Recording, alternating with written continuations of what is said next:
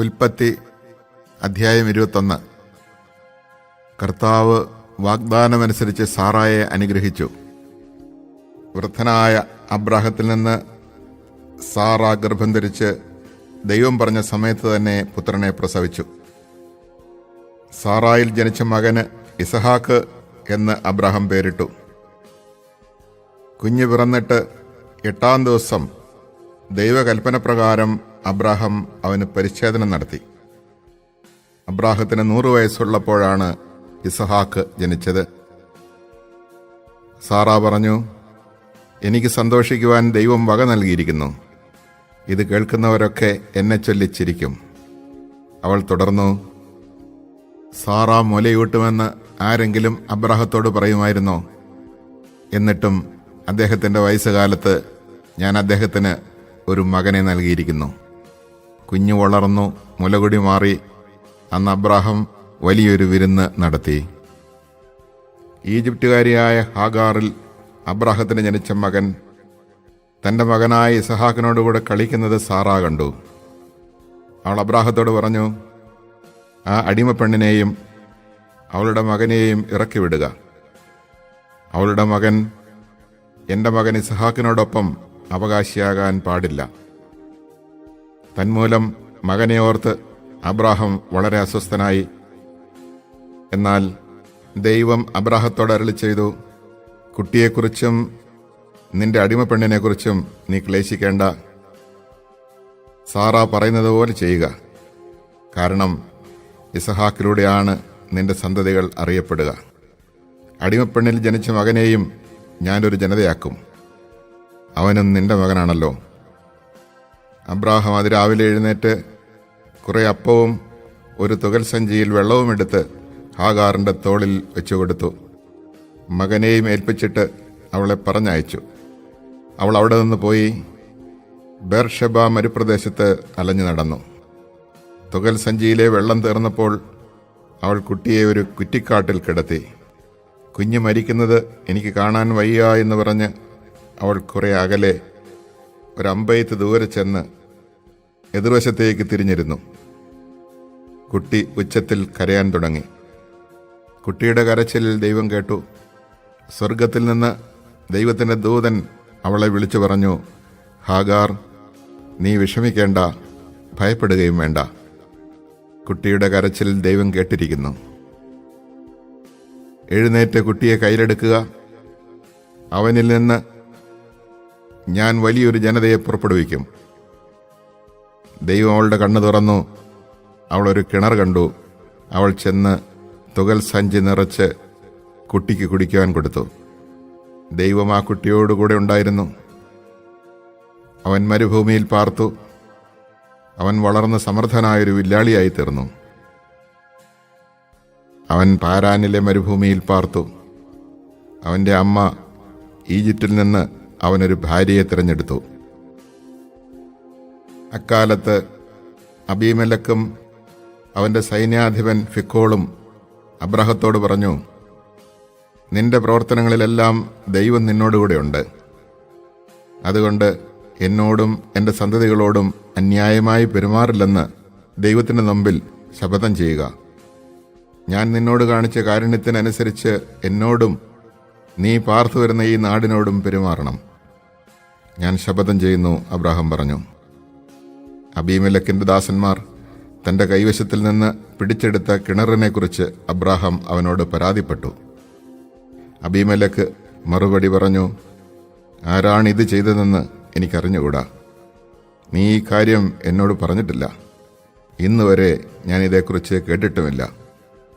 Abraham അബീമേലെക്കിന് ആടുമാടുകളെ കൊടുത്തു. അവരിരുവരും തമ്മിൽ ഒരു ഉടമ്പടി ഉണ്ടാക്കി. അബ്രാഹം ആട്ടിൻപറ്റത്തിൽ നിന്ന് 7 പെണ്ണാട്ടിൻകുട്ടികളെ മാറ്റി നിർത്തി.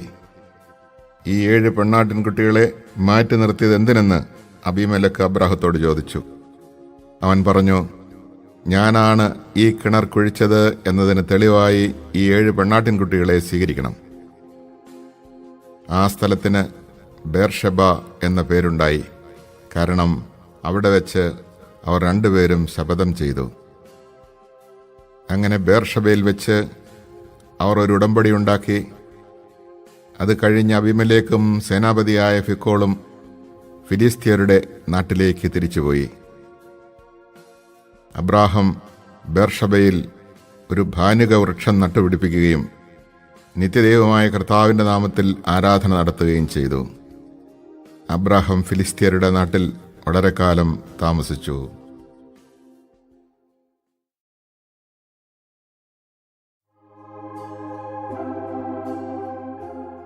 ഉൽപ്പത്തി അധ്യായം 22. പിന്നീടൊരിക്കൽ ദൈവം അബ്രാഹത്തെ പരീക്ഷിച്ചു. അബ്രാഹാം അവിടുന്ന് വിളിച്ചു. ഇതാ ഞാൻ, അവൻ വിളി കേട്ടു. നീ സ്നേഹിക്കുന്ന നിന്റെ ഏകമകൻ ഇസഹാക്കിനെയും കൂട്ടിക്കൊണ്ട് മോറിയ ദേശത്തേക്ക് പോവുക. അവിടെ ഞാൻ കാണിച്ചു തരുന്ന മലമുകളിൽ നീ അവനെ എനിക്കൊരു ദഹനബലിയായി അർപ്പിക്കണം. അബ്രാഹാം അതിരാവിലെ എഴുന്നേറ്റ് കഴുതയ്ക്ക് ജീനിയിട്ട് 2 വേലക്കാരെയും മകൻ ഇസഹാക്കിനെയും കൂട്ടി ബലിക്ക് വേണ്ട വിറകും കീറിയെടുത്ത് ദൈവം പറഞ്ഞ സ്ഥലത്തേക്ക് പുറപ്പെട്ടു. 3-ാം ദിവസം അവൻ തലയുയർത്തി നോക്കിയപ്പോൾ അകലെ ആ സ്ഥലം കണ്ടു.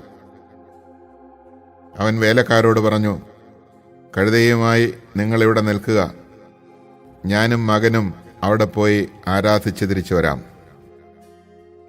അബ്രാഹാം ദഹനബലിക്കുള്ള വിറകെടുത്ത് മകൻ ഇസഹാക്കിന്റെ ചുമലിൽ വെച്ചു. കത്തിയും തീയും അവൻ തന്നെ എടുത്തു. അവർ ഒരുമിച്ച് മുന്നോട്ട് നടന്നു. ഇസഹാക്ക് തന്റെ പിതാവായ അബ്രാഹത്തെ വിളിച്ചു, പിതാവേ. എന്താ മകനെ? അവൻ വിളി കേട്ടു. ഇസഹാക്ക് പറഞ്ഞു, തീയും വിറകുമുണ്ടല്ലോ, എന്നാൽ ദഹനബലിക്കുള്ള കുഞ്ഞാടെവിടെ? അവൻ മറുപടി പറഞ്ഞു, ബലിക്കുള്ള കുഞ്ഞാടിനെ ദൈവം തന്നെ തരും. അവരൊന്നിച്ച് മുന്നോട്ടു പോയി. ദൈവം പറഞ്ഞ സ്ഥലത്തെത്തിയപ്പോൾ അബ്രാഹാം അവിടെ ഒരു ബലിപീഠം പണിതു. വിറകടുക്കി വെച്ചിട്ട് ഇസഹാക്കിനെ ബന്ധിച്ച് വിറകിന് മീതെ കിടത്തി. മകനെ ബലി കഴിക്കുവാൻ അബ്രാഹാം കത്തി കയ്യിലെടുത്തു. തൽക്ഷണം കർത്താവിൻ്റെ ദൂതൻ ആകാശത്ത് നിന്ന് അബ്രാഹാം, അബ്രാഹാം എന്ന് വിളിച്ചു. ഇതാ ഞാൻ, അവൻ വിളി കേട്ടു. കുട്ടിയുടെ മേൽ കൈവയ്ക്കരുത്, അവനെ ഒന്നും ചെയ്യരുത്. നീ ദൈവത്തെ ഭയപ്പെടുന്നുവെന്ന് എനിക്കിപ്പോൾ ഉറപ്പായി. കാരണം നിന്റെ ഏകപുത്രനെ എനിക്ക് തരാൻ നീ മടി കാണിച്ചില്ല. അബ്രാഹാം തലപൊക്കി നോക്കിയപ്പോൾ തൻ്റെ പിന്നിൽ മുൾച്ചെടികളിൽ കൊമ്പുടക്കി കിടക്കുന്ന ഒരു മുട്ടാടിനെ കണ്ടു. അവൻ അതിനെ മകന് പകരം ദഹനബലി അർപ്പിച്ചു. അബ്രാഹാം ആ സ്ഥലത്തിന് യാഹ്വേയിരെ എന്ന് പേരിട്ടു. കർത്താവിൻ്റെ മലയിൽ അവിടുന്ന് വേണ്ടത് പ്രദാനം ചെയ്യുന്നുവെന്ന് ഇന്നുവരെയും പറയപ്പെടുന്നു.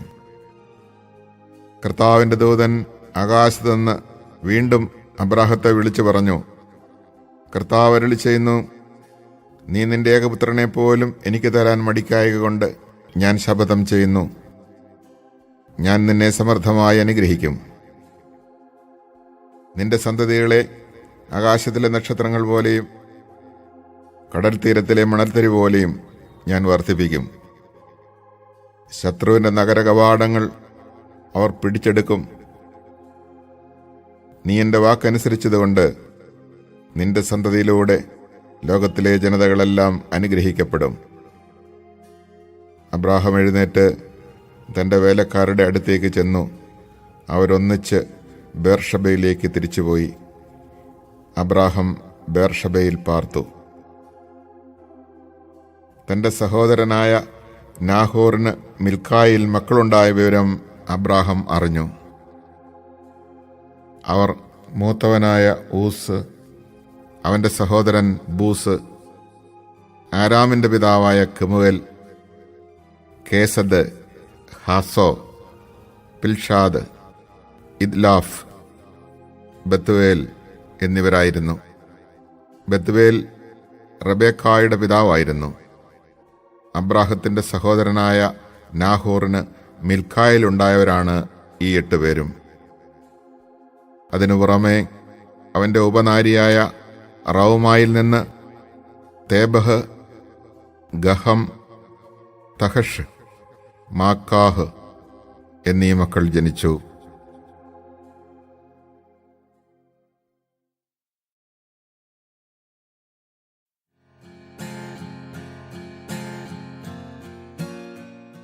ഉൽപ്പത്തി അധ്യായം 23. സാറായുടെ ജീവിതകാലം 127 വർഷമായിരുന്നു. കാനാനിലുള്ള ഹെബ്രോൺ എന്നറിയപ്പെടുന്ന കിര്യാത്ത് അർബായിൽ വെച്ച് അവൾ മരിച്ചു. അബ്രാഹാം സാറായെപ്പറ്റി വിലപിച്ചു. മരിച്ചവളുടെ അടുക്കൽ നിന്ന് എഴുന്നേറ്റ് എന്ന് അവൻ ഹിത്യരോട് പറഞ്ഞു, ഞാൻ നിങ്ങളുടെ ഇടയിൽ വന്നു പാർക്കുന്ന ഒരു വിദേശിയാണ്. മരിച്ചവളെ സംസ്കരിക്കാൻ എനിക്കൊരു ശ്മശാന സ്ഥലം തരിക. ഹിത്യർ അവനോട് പറഞ്ഞു, പ്രഭു കേട്ടാലും, അങ്ങ് ഞങ്ങളുടെ ഇടയിലെ ശക്തനായ പ്രഭുവാണ്. മരിച്ചവളെ ഞങ്ങളുടെ ഏറ്റവും നല്ല കല്ലറയിൽ അടക്കുക. ഞങ്ങളാരും ഞങ്ങളുടെ കല്ലറ അങ്ങയ്ക്ക് നിഷേധിക്കില്ല. മരിച്ചവളെ അടക്കാൻ തടസ്സം നിൽക്കുകയുമില്ല. അബ്രാഹാം എഴുന്നേറ്റ് നാട്ടുകാരായ ഹിത്യരെ വണങ്ങി. അവൻ അവരോട് പറഞ്ഞു, ഞാൻ മരിച്ചവളെ ഇവിടെ സംസ്കരിക്കുന്നത് നിങ്ങൾക്ക് സമ്മതമാണെങ്കിൽ സോഹാറിൻ്റെ പുത്രനായ എഫ്രോണിനോട് എനിക്ക് വേണ്ടി മാധ്യസ്ഥം പറയുക. അവൻ മക്പെലായിൽ തൻ്റെ വയലിൻ്റെ അതിർത്തിയിലുള്ള ഗുഹ അതിൻ്റെ മുഴുവൻ വിലയ്ക്ക് എനിക്ക് തരട്ടെ. ശ്മശാനമായി ഉപയോഗിക്കാൻ അതിൻ്റെ കൈവശാവകാശം നിങ്ങളുടെ മുമ്പിൽ വെച്ച് അവൻ എനിക്ക് നൽകട്ടെ. എഫ്രോൺ ഹിത്യരുടെ ഇടയിൽ ഇരിപ്പുണ്ടായിരുന്നു. ഹിത്യരും നഗരവാതിലിലൂടെ കടന്നുപോയ എല്ലാവരും കേൾക്കെ അവൻ അബ്രാഹത്തോട് പറഞ്ഞു, അങ്ങനെയല്ല പ്രഭു, ഞാൻ പറയുന്നത് കേൾക്കുക. നിലവും അതിലുള്ള ഗുഹയും എൻ്റെ ആൾക്കാരുടെ മുമ്പിൽ വെച്ച് അങ്ങേക്ക് ഞാൻ തരുന്നു. അങ്ങയുടെ മരിച്ചവളെ അടക്കിക്കൊള്ളുക. അബ്രാഹാം നാട്ടുകാരെ കുമ്പിട്ട് വണങ്ങി. നാട്ടുകാർ കേൾക്കെ അവൻ എഫ്രോണിനോട് പറഞ്ഞു, നിങ്ങൾ എനിക്ക് അത് തരുമെങ്കിൽ ദയചെയ്ത് ഞാൻ പറയുന്നത് കേൾക്കുക. നിലത്തിൻ്റെ വില ഞാൻ തരാം, അത് സ്വീകരിക്കണം. മരിച്ചവളെ ഞാൻ അതിൽ അടക്കിക്കൊള്ളാം. എഫ്രോൺ അബ്രാഹത്തോട് പറഞ്ഞു, പ്രഭു, എൻ്റെ സ്ഥലത്തിന് 400 ഷെക്കൽ വെള്ളിയേ വിലയുള്ളൂ. നാം തമ്മിലാകുമ്പോൾ അത് വലിയൊരു കാര്യമാണോ? അങ്ങയുടെ മരിച്ചവളെ സംസ്കരിച്ചു കൊള്ളുക. എഫ്രോണിൻ്റെ വാക്ക് അബ്രാഹാം സ്വീകരിച്ചു. ഹിത്യർ കേൾക്കെ എഫ്രോൺ പറഞ്ഞതുപോലെ 400 ഷെക്കൽ വെള്ളി കച്ചവടക്കാരുടെ ഇടയിലെ നടപ്പനുസരിച്ച് അവൻ എഫ്രോണിന് തൂക്കിക്കൊടുത്തു. മാമ്രയ്ക്ക് കിഴക്ക് വശത്ത് മക്പെലായിൽ എഫ്രോണിനുണ്ടായിരുന്ന നിലം അതിൻ്റെ 4 അതിർത്തികൾ വരെയും അതിലെ ഗുഹയും വൃക്ഷങ്ങളും സഹിതം ഹിത്യരുടെ നഗരവാതിൽക്കൽ കൂടി കടന്നുപോയവരുടെയും മുമ്പാകെ വെച്ച് അബ്രാഹത്തിന് അവകാശമായി കിട്ടി. അതിനുശേഷം അബ്രാഹാം ഭാര്യ സാറായെ കാനാൻ ദേശത്ത് മാമ്രയുടെ കിഴക്ക് ഹെബ്രോണിൽ മക്പെലായിലെ വയലിലുള്ള ഗുഹയിൽ അടക്കി. ആ നിലവും അതിലെ ഗുഹയും അബ്രാഹത്തിന് ഹിത്യരിൽ നിന്ന് ശ്മശാനഭൂമിയായി കൈവശം കിട്ടി.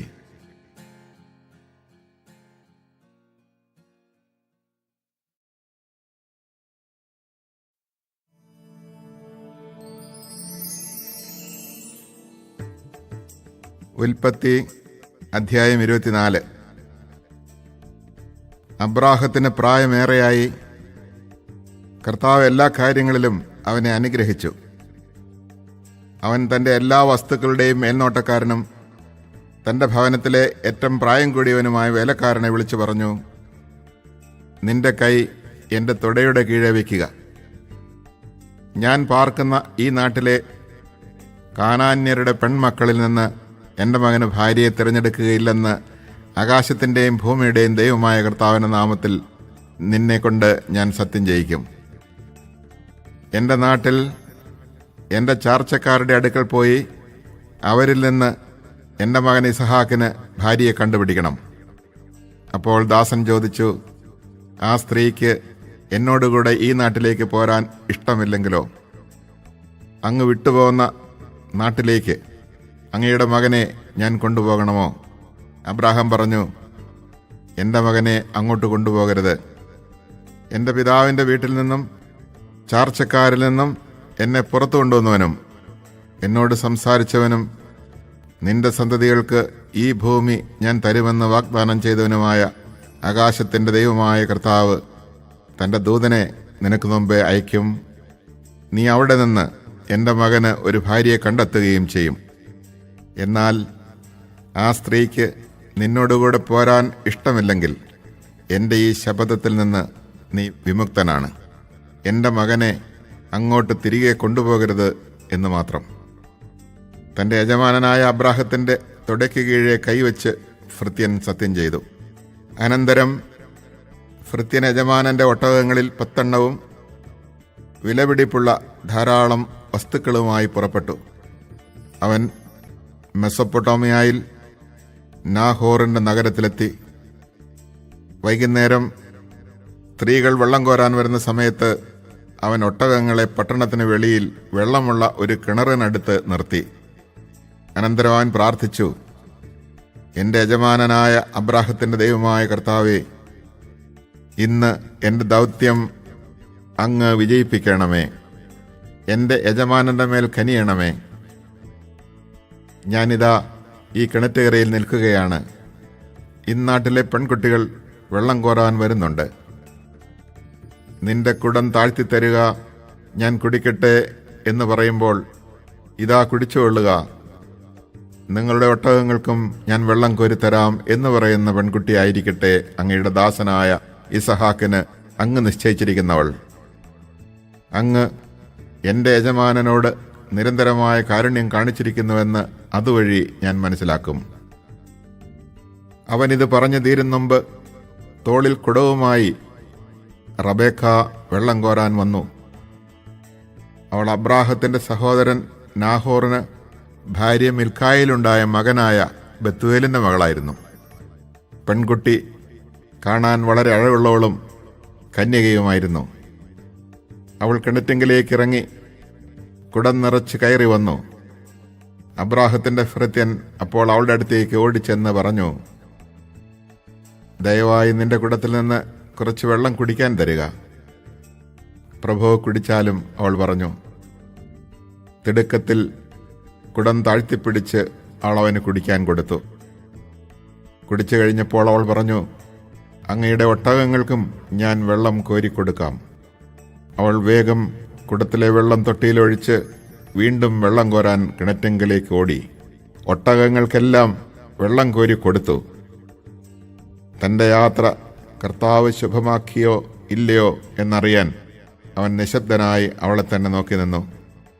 ഒട്ടകങ്ങൾ കുടിച്ചു കഴിഞ്ഞപ്പോൾ അവൻ 1/2 ഷെക്കൽ തൂക്കമുള്ള ഒരു സ്വർണ്ണമോതിരവും 10 ഷെക്കൽ തൂക്കമുള്ള 2 പൊൻവളകളും അവൾക്ക് നൽകിക്കൊണ്ട് പറഞ്ഞു, നീ ആരുടെ മകളാണെന്ന് ദയവായി എന്നോട് പറയുക. നിന്റെ പിതാവിൻ്റെ ഭവനത്തിൽ ഞങ്ങൾക്ക് രാത്രി കഴിക്കാൻ ഇടം കാണുമോ? അവൾ പറഞ്ഞു, നാഹോറിന് മിൽക്കായിൽ ജനിച്ച ബത്തുവേലിൻ്റെ മകളാണ് ഞാൻ. അവൾ തുടർന്ന് പറഞ്ഞു, ഞങ്ങൾക്ക് കാലിത്തീറ്റയും കച്ചിയും വേണ്ടുവോളമുണ്ട്, താമസിക്കാൻ മുറിയുമുണ്ട്. അവൻ തലകുനിച്ച് കർത്താവിനെ ആരാധിച്ചുകൊണ്ട് പറഞ്ഞു, എൻ്റെ യജമാനനായ അബ്രാഹത്തിൻ്റെ ദൈവമായ കർത്താവ് വാഴ്ത്തപ്പെട്ടവൻ. തൻ്റെ കാരുണ്യവും വിശ്വസ്തതയും അവിടുന്ന് അവനിൽ നിന്ന് പിൻവലിച്ചിട്ടില്ല. എൻ്റെ യജമാനൻ്റെ ചാർച്ചക്കാരുടെ വീട്ടിലേക്ക് അവിടുന്ന് എന്നെ നയിക്കുകയും ചെയ്തിരിക്കുന്നു. പെൺകുട്ടി ഓടിച്ചെന്ന് അമ്മയുടെ വീട്ടുകാരെ വിവരം അറിയിച്ചു. റബേക്കായ്ക്ക് ലാബാൻ എന്നു പേരുള്ള ഒരു സഹോദരനുണ്ടായിരുന്നു. അവൻ ഉടനെ കിണറ്റുകരയിൽ ആ മനുഷ്യൻ്റെ അടുത്തേക്ക് ഓടിച്ചെന്നു.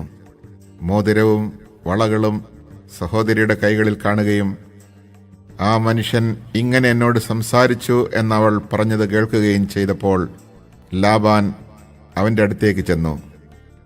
അവൻ അപ്പോഴും കിണറ്റുകരയിൽ ഒട്ടകങ്ങളുടെ അടുത്ത് നിൽക്കുകയായിരുന്നു. ലാബാൻ പറഞ്ഞു, കർത്താവിനാൽ അനുഗ്രഹിക്കപ്പെട്ടവനെ വരിക, എന്താണ് പുറത്തു നിൽക്കുന്നത്?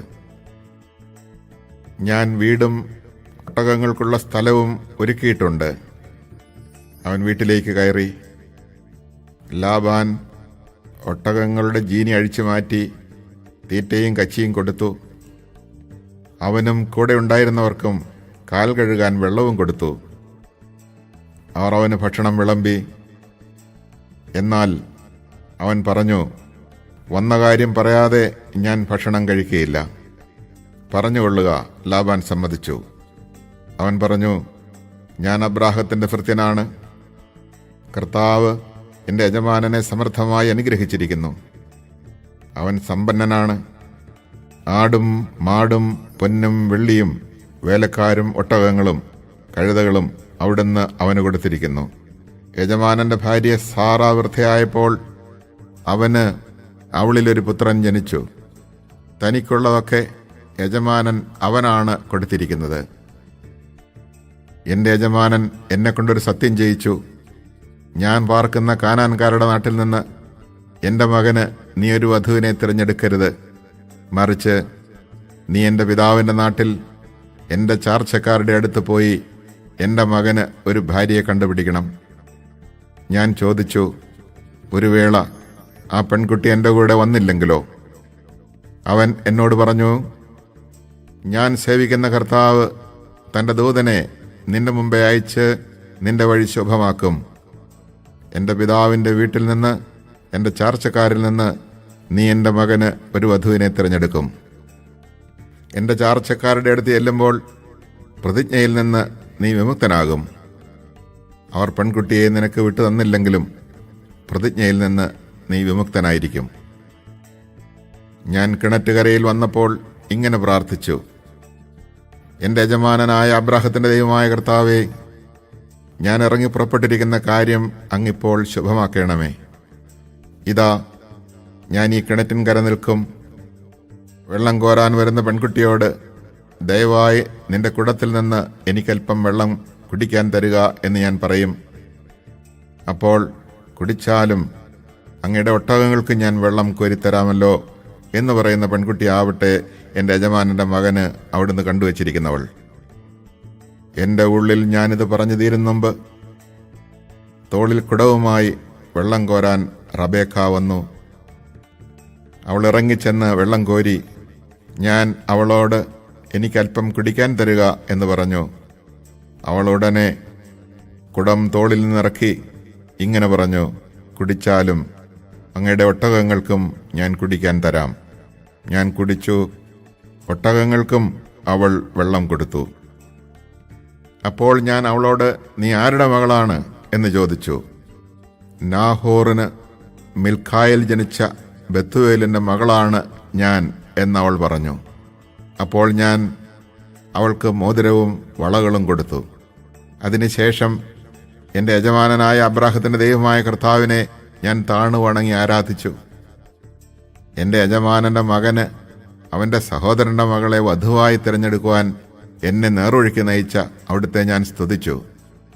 അതുകൊണ്ട് എൻ്റെ യജമാനനോട് നിങ്ങൾ കാരുണ്യത്തോടും വിശ്വസ്തയോടും കൂടി പെരുമാറുമെങ്കിൽ അത് പറയുക, മറിച്ചാണെങ്കിലും പറയുക. എനിക്ക് അതനുസരിച്ച് പ്രവർത്തിക്കാമല്ലോ. അപ്പോൾ ലാബാനും ബെത്തുവേലും പറഞ്ഞു, ഇത് കർത്താവിൻ്റെ ഇഷ്ടമാണ്. ഇതിനെക്കുറിച്ച് ഗുണവും ദോഷവും ഞങ്ങൾക്ക് പറയാനില്ല. ഇതാ, റബേക്ക നിന്റെ മുമ്പിൽ നിൽക്കുന്നു. അവളെ കൊണ്ടുപോയിക്കൊള്ളുക. കർത്താവ് തിരുവള്ളമായതുപോലെ അവൾ നിന്റെ യജമാനന്റെ മകന് ഭാര്യയായിരിക്കട്ടെ.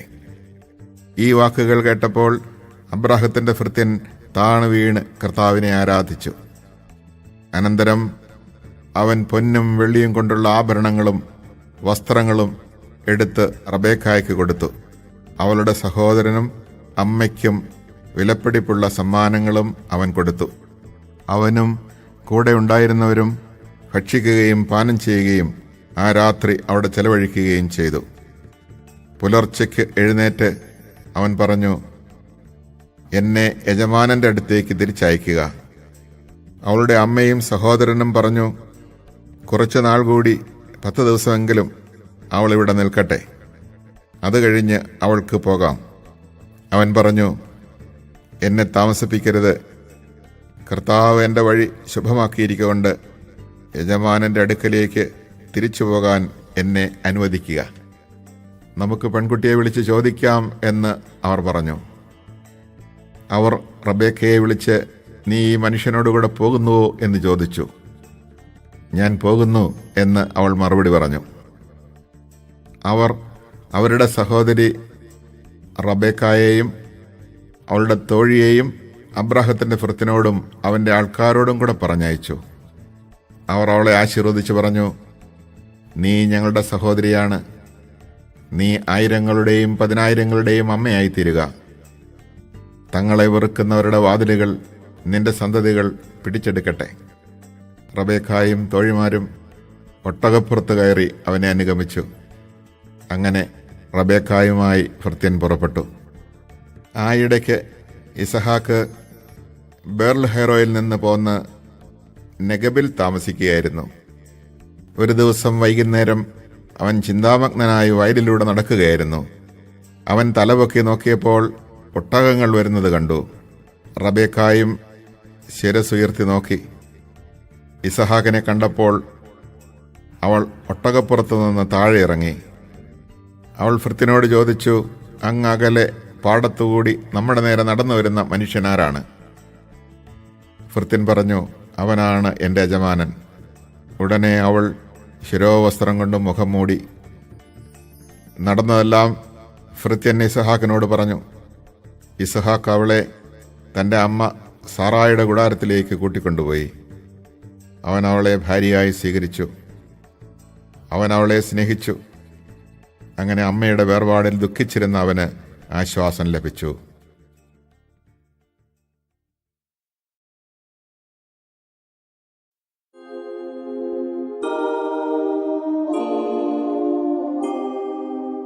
ഉൽപ്പത്തി അധ്യായം 25. അബ്രാഹം കെത്തൂറ എന്നു പേരായ ഒരു സ്ത്രീയെ വിവാഹം ചെയ്തു. അവളിൽ അവന് സിമ്രാൻ, യോക്ഷാൻ, മെദാൻ, മിദിയാൻ, ഇഷ്ബാഖ്, ഷൂവാഹ് എന്നിവർ ജനിച്ചു. യോക്ഷാന് ഷർബായും ദദാനും ജനിച്ചു. ദദാന്റെ മക്കളാണ് അഷൂറിം, ലത്തുഷിം, ലൗമീം എന്നിവർ. മിദിയാന്റെ മക്കൾ ഏഫ, ഏഫർ, ഹനോക്ക്, അബീദ, എൽദ എന്നിവരാണ്. ഇവർ കെത്തൂറായുടെ സന്താനങ്ങളാണ്. അബ്രാഹം തനിക്കുണ്ടായിരുന്നതെല്ലാം ഇസഹാക്കിന് കൊടുത്തു.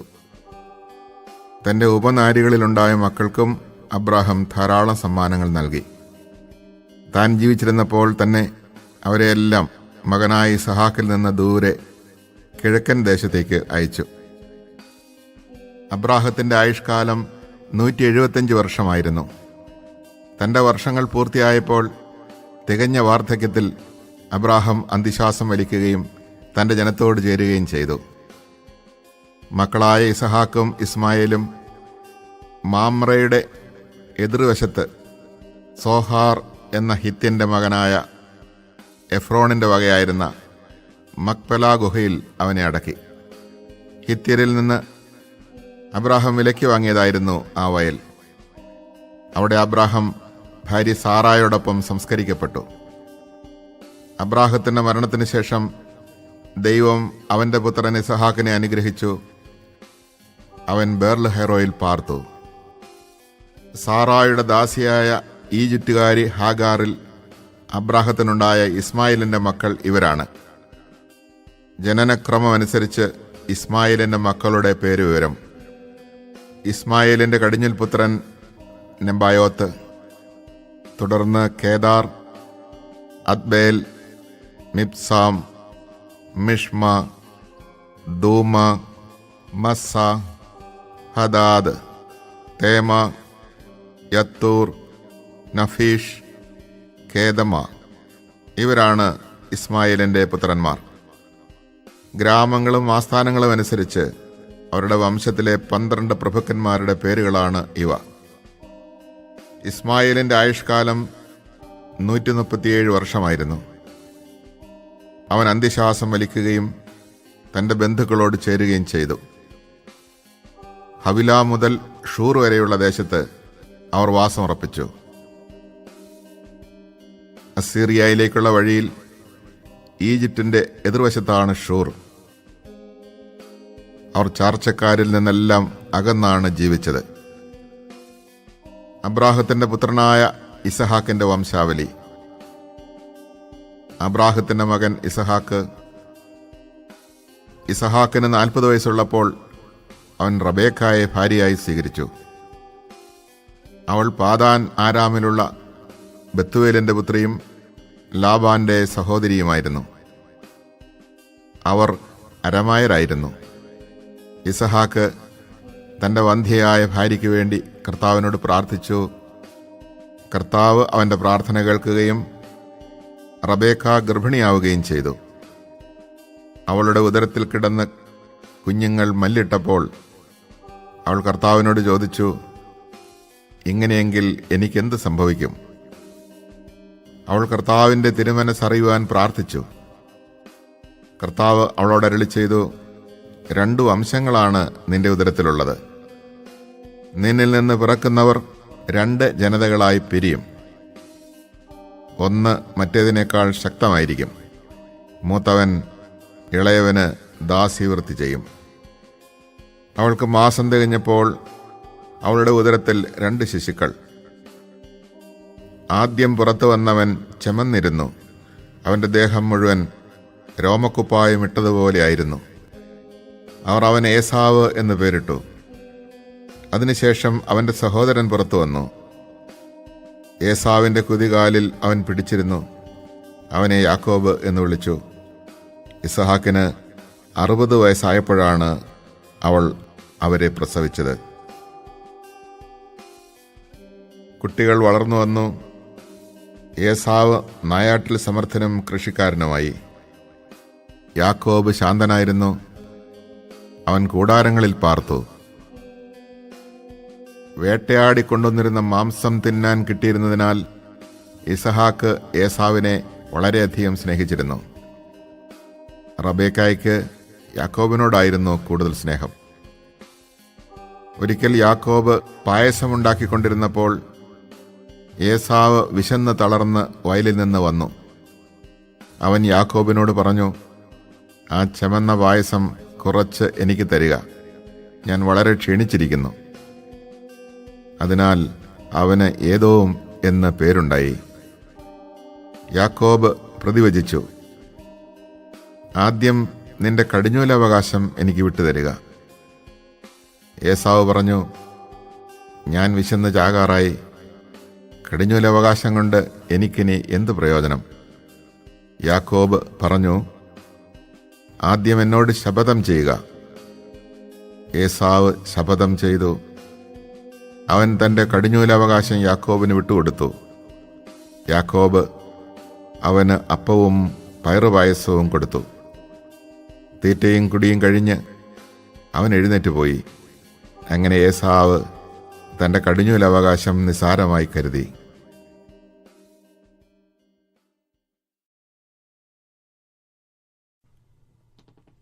Chapter 21. The Lord took note of Sarah, as he had said he would. He did for her as he had promised.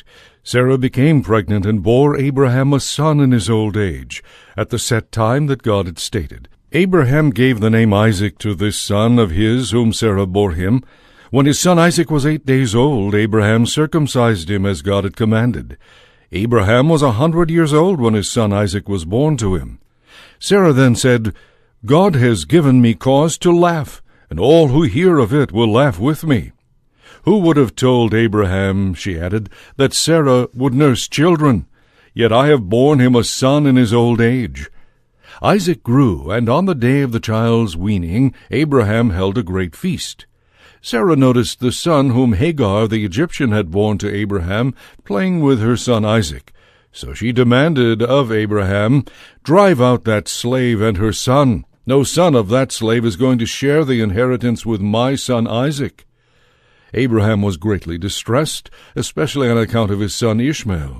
But God said to Abraham, do not be distressed about the boy or about your slave woman. Heed the demands of Sarah, no matter what she is asking of you. For it is through Isaac that descendants shall bear your name. As for the son of the slave woman, I will make a great nation of him also, since he too is your offspring. Early the next morning Abraham got some bread and a skin of water and gave them to Hagar. Then, placing the child on her back, he sent her away. As she roamed aimlessly in the wilderness of Beersheba, the water in the skin was used up. So she put the child down under a shrub, and then went and sat down opposite him, about a bowshot away, for she said to herself, "Let me not watch to see the child die." As she sat opposite him, he began to cry. God heard the boy's cry, and God's messenger called to Hagar from heaven. "What is the matter, Hagar? Don't be afraid. God has heard the boy's cry in this plight of his. Arise, lift up the boy, and hold him by the hand, for I will make of him a great nation." Then God opened her eyes, and she saw a well of water. She went and filled the skin with water, and then let the boy drink. God was with the boy as he grew up. He lived in the wilderness and became an expert bowman, with his home in the wilderness of Paran. His mother got a wife for him from the land of Egypt. About that time Abimelech, accompanied by Phicol, the commander of his army, said to Abraham, "God is with you in everything you do. Therefore swear to me by God at this place that you will not deal falsely with me or with my progeny and posterity, but will act as loyally toward me and the land in which you stay as I have acted toward you." To this Abraham replied, "I so swear." Abraham, however, reproached Abimelech about a well that Abimelech's men had seized by force. "I have no idea who did that," Abimelech replied. "In fact, you never told me about it, nor did I ever hear of it until now." Then Abraham took sheep and cattle and gave them to Abimelech, and the two made a pact. Abraham also set apart 7 ewe lambs of the flock, and Abimelech asked him, "What is the purpose of these 7 ewe lambs that you have set apart?" Abraham answered, "The 7 ewe lambs you shall accept from me, that thus I may have your acknowledgment that the well was dug by me. This is why the place is called Beersheba. The two took an oath there." When they had thus made the pact in Beersheba, Abimelech, along with Phicol, the commander of his army, left and returned to the land of the Philistines. Abraham planted a tamarisk at Beersheba, and there he invoked by name the Lord God the Eternal. Abraham resided in the land of the Philistines for many years.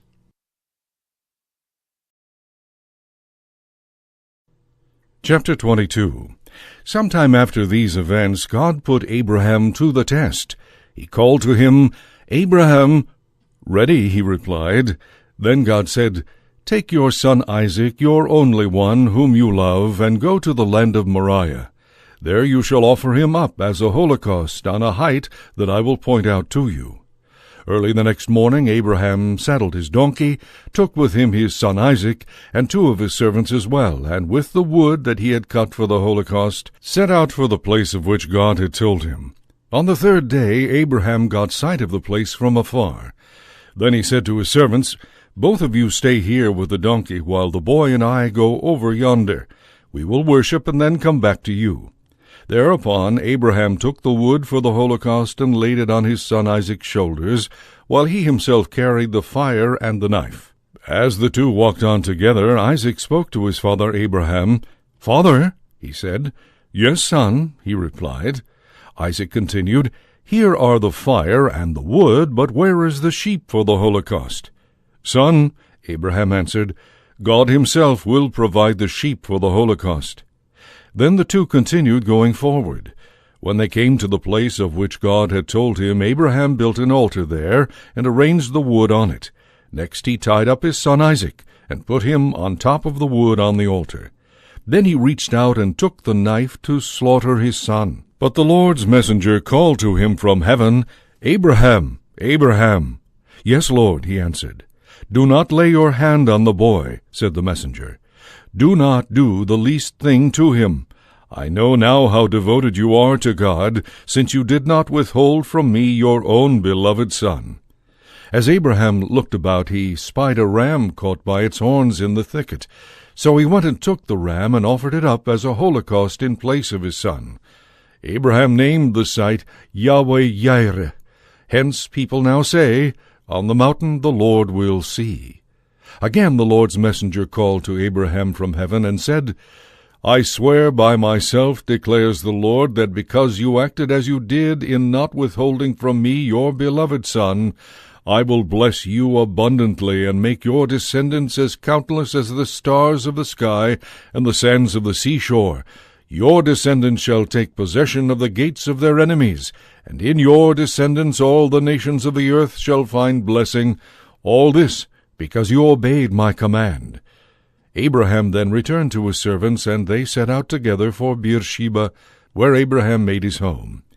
Sometime afterward the news came to Abraham, Milcah too has borne sons to your brother Nahor. Uz his firstborn, his brother Buz, Kemuel, the father of Aram, Chesed, Hazo, Pildash, Jidlaph, and Bethuel. Bethuel became the father of Rebekah. These 8 Milcah bore to Abraham's brother Nahor. His concubine, whose name was Reumah, also bore children, Tebah, Gaham, Tehash, and Maacah.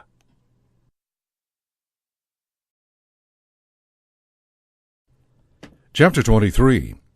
The span of Sarah's life was 127 years. She died in Kiriath Arba, that is Hebron, in the land of Canaan, and Abraham performed the customary mourning rites for her. Then he left the side of his dead one and addressed the Hittites. Although I am a resident alien among you, sell me from your holdings a piece of property for a burial ground, that I may bury my dead wife. The Hittites answered Abraham, Please, sir, listen to us. You are an elect of God among us. Bury your dead in the choicest of our burial sites.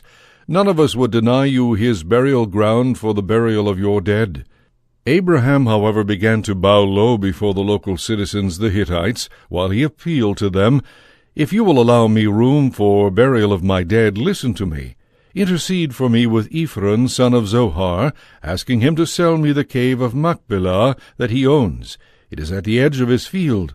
Let him sell it to me in your presence at its full price for a burial place. Now Ephron was present with the Hittites, so Ephron the Hittite replied to Abraham in the hearing of the Hittites, who sat on his town council, Please, sir, listen to me. I give you both the field and the cave in it. In the presence of my kinsman I make this gift. Bury your dead. But Abraham, after bowing low before the local citizens, addressed Ephron in the hearing of these men. Ah, if only you would please listen to me.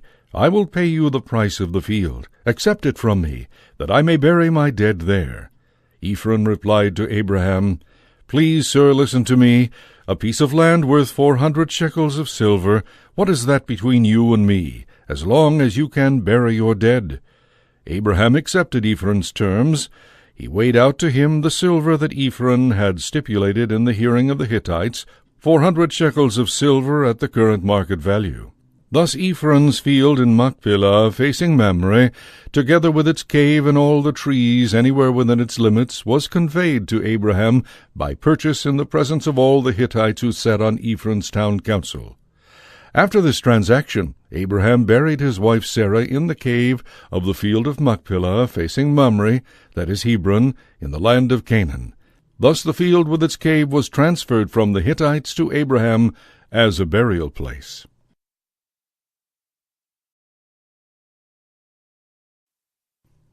Chapter 24. Abraham had now reached a ripe old age, and the Lord had blessed him in every way. Abraham said to the senior servant of his household, who had charge of all his possessions, Put your hand under my thigh, and I will make you swear by the Lord, the God of heaven and the God of earth, that you will not procure a wife for my son from the daughters of the Canaanites among whom I live, but that you will go to my own land and to my kindred to get a wife for my son Isaac. The servant asked him, What if the woman is unwilling to follow me to this land? Should I then take your son back to the land from which you migrated? Never take my son back there for any reason, Abraham told him. The Lord, the God of heaven, who took me from my father's house and the land of my kin, and who confirmed by oath the promise he then made to me, I will give this land to your descendants. He will send his messenger before you, and you will obtain a wife for my son there. If the woman is unwilling to follow you, you will be released from this oath. But never take my son back there. So the servant put his hand under the thigh of his master Abraham, and swore to him in this undertaking. The servant then took 10 of his master's camels, and bearing all kinds of gifts from his master, he made his way to the city of Nahor in Aram Naharaim. Near evening, at the time when women go out to draw water, he made the camels kneel by the well outside the city. Then he prayed, Lord, God of my master Abraham, let it turn out favorably for me today, and thus deal graciously with my master Abraham. While I stand here at the spring, and the daughters of the townsmen are coming out to draw water, if I say to a girl, Please lower your jug that I may drink, and she answers, Take a drink, and let me give water to your camels too, let her be the one whom you have decided upon for your servant Isaac. In this way I shall know that you have dealt graciously with my master. He had scarcely finished these words when Rebekah, who was born to Bethuel, son of Milcah, the wife of Abraham's brother Nahor, came out with a jug on her shoulder. The girl was very beautiful, a virgin, untouched by man. She went down to the spring and filled her jug. As she came up, the servant ran toward her and said, Please give me a sip of water from your jug. Take a drink, sir, she replied, and quickly lowering the jug onto her hand, she gave him a drink. When she had let him drink his fill, she said, I will draw water for your camels, too, until they have drunk their fill. With that she quickly emptied her jug into the drinking trough, and ran back to the well to draw more water, until she had drawn enough for all the camels. The man watched her the whole time, silently waiting to learn whether or not the Lord had made his errand successful. When the camels had finished drinking, the man took out a gold ring weighing 1/2 shekel, which he fastened on her nose, and 2 gold bracelets weighing 10 shekels, which he put on her wrists. Then he asked her, Whose daughter are you? Tell me, please. And is there room in your father's house for us to spend the night? She answered, I am the daughter of Bethuel, the son of Milcah, whom she bore to Nahor. There is plenty of straw and fodder at our place, she added, and room to spend the night. The man then bowed down in worship to the Lord, saying, Blessed be the Lord, the God of my master Abraham, who has not let his constant kindness toward my master fail. As for myself also, the Lord has led me straight to the house of my master's brother. Then the girl ran off and told her mother's household about it. Now Rebekah had a brother named Laban. As soon as he saw the ring and the bracelets on his sister Rebekah, and heard her words about what the man had said to her, Laban rushed outside to the man at the spring. When he reached him, he was still standing by the camels at the spring. So he said to him, Come, blessed of the Lord, why are you staying outside when I have made the house ready for you, as well as a place for the camels? The man then went inside, and while the camels were being unloaded and provided with straw and fodder, water was brought to bathe his feet and the feet of the men who were with him. But when the table was set for him, he said, I will not eat until I have told my tale. Do so, they replied. I am Abraham's servant, he began. The Lord has blessed my master so abundantly that he has become a wealthy man. He has given him flocks and herds, silver and gold, male and female slaves, and camels and asses. My master's wife Sarah bore a son to my master in her old age, and he has given him everything he owns. My master put me under oath, saying, You shall not procure a wife for my son among the daughters of the Canaanites in whose land I live. Instead, you shall go to my father's house, to my own relatives, to get a wife for my son. When I asked my master, What if the woman will not follow me? He replied, The Lord, in whose presence I have always walked, will send his messenger with you, and make your errand successful, and so you will get a wife for my son from my own kindred of my father's house. Then you shall be released from my ban. If you visit my kindred and they refuse you, then too you shall be released from my ban. When I came to the spring today, I prayed, Lord God of my master Abraham, may it be your will to make successful the errand I am engaged on. While I stand here at the spring, if I say to a young woman who comes out to draw water, Please give me a little water from your jug, and she answers, Not only may you have a drink, but I will give water to your camels too. Let her be the woman whom the Lord has decided upon for my master's son. I had scarcely finished saying this prayer to myself when Rebekah came out with a jug on her shoulder. After she went down to the spring and drew water, I said to her, "Please let me have a drink." She quickly lowered the jug she was carrying and said, "Take a drink, and let me bring water for your camels too." So I drank, and she watered the camels also. When I asked her, "Whose daughter are you?" she answered, "The daughter of Bethuel, son of Nahor, born to Nahor by Milcah." So I put the ring on her nose and the bracelets on her wrists. Then I bowed down in worship to the Lord, blessing the Lord, the God of my master Abraham, who had led me on the right road to obtain the daughter of my master's kinsman for his son. If therefore you have in mind to show true loyalty to my master, let me know.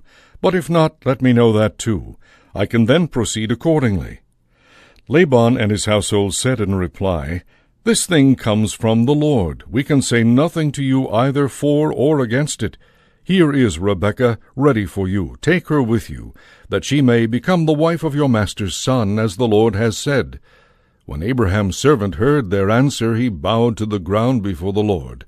Then he brought out objects of silver and gold, and articles of clothing, and presented them to Rebekah. He also gave costly presents to her brother and mother. After he and the men with him had eaten and drunk, they spent the night there. When they were up the next morning, he said, "Give me leave to return to my master." Her brother and mother replied, "Let the girl stay with us a short while, say 10 days. After that she may go." But he said to them, "Do not detain me. Now that the Lord has made my errand successful, let me go back to my master." They answered, "Let us call the girl and see what she herself has to say about it." So they called Rebekah and asked her, "Do you wish to go with this man?" She answered, "I do." At this they allowed their sister Rebekah and her nurse to take leave, along with Abraham's servant and his men. Invoking a blessing on Rebekah, they said, "Sister, may you grow into thousands of myriads, and may your descendants gain possession of the gates of their enemies." Then Rebekah and her maids started out. They mounted their camels and followed the man. So the servant took Rebekah and went on his way. Meanwhile, Isaac had gone from Beer-lahai-roi and was living in the region of the Negeb. One day, toward evening, he went out in the field, and as he looked around, he noticed that camels were approaching. Rebekah, too, was looking about, and when she saw him, she alighted from her camel and asked the servant, "Who is the man out there walking through the fields toward us?" "That is my master," replied the servant. Then she covered herself with her veil. The servant recounted to Isaac all the things he had done. Then Isaac took Rebekah into his tent. He married her, and thus she became his wife. In his love for her, Isaac found solace after the death of his mother Sarah.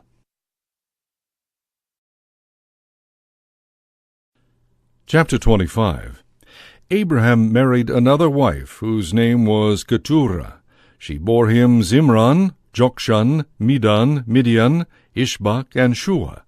Jokshan became the father of Sheba and Dedan. The descendants of Dedan were the Ashurim, the Letushim, and the Leumim. The descendants of Midian were Ephah, Epher, Hanoch, Abida, and Eldah. All of these were descendants of Keturah. Abraham deeded everything that he owned to his son Isaac. To his sons by concubinage, however, he made grants while he was still living, as he sent them away eastward to the land of Kedem, away from his son Isaac. The whole span of Abraham's life was 175 years. Then he breathed his last, dying at a ripe old age, grown old after a full life, and he was taken to his kinsmen. His sons Isaac and Ishmael buried him in the cave of Machpelah, in the field of Ephron, son of Zohar the Hittite, which faces Mamre, the field that Abraham had bought from the Hittites. There he was buried next to his wife Sarah. After the death of Abraham, God blessed his son Isaac, who made his home near Beer-lahai-roi. These are the descendants of Abraham's son Ishmael, whom Hagar the Egyptian, Sarah's slave, bore to Abraham. These are the names of Ishmael's sons, listed in the order of their birth: Nebaioth, Ishmael's firstborn, Kedar, Adbeel, Mibsam, Mishma, Duma, Massa, Hadad, Tema, Jetur, Naphish, and Kedemah. These are the sons of Ishmael, their names by their villages and encampments, 12 chieftains of as many tribal groups. The span of Ishmael's life was 137 years. After he had breathed his last and died, he was taken to his kinsmen. The Ishmaelites ranged from Havilah by Shur, which is on the border of Egypt, all the way to Ashur, and each of them pitched camp in opposition to his various kinsmen. This is the family history of Isaac, son of Abraham. Abraham had begotten Isaac. Isaac was 40 years old when he married Rebekah, the daughter of Bethuel the Aramean of Padan Aram, and the sister of Laban the Aramean. Isaac entreated the Lord on behalf of his wife, since she was sterile. The Lord heard his entreaty, and Rebekah became pregnant. But the children in her womb jostled each other so much that she exclaimed, "If this is to be so, what good will it do me?" She went to consult the Lord, and he answered her, "Two nations are in your womb. 2 peoples are quarreling while still within you. But one shall surpass the other, and the older shall serve the younger." When the time of her delivery came, there were twins in her womb. The first to emerge was reddish, and his whole body was like a hairy mantle. So they named him Esau. His brother came out next, gripping Esau's heel. So they named him Jacob. Isaac was 60 years old when they were born. As the boys grew up, Esau became a skillful hunter, a man who lived in the open, whereas Jacob was a simple man who kept to his tents. Isaac preferred Esau because he was fond of game, but Rebekah preferred Jacob. Once, when Jacob was cooking a stew, Esau came in from the open famished. He said to Jacob, "Let me gulp down some of that red stuff. I'm starving." That is why he was called Edom. But Jacob replied, "First give me your birthright in exchange for it." "Look," said Esau, "I'm on the point of dying. What good will any birthright do me?" But Jacob insisted, "Swear to me first." So he sold Jacob his birthright under oath. Jacob then gave him some bread and the lentil stew, and Esau ate, drank, got up, and went his way. Esau cared little for his birthright.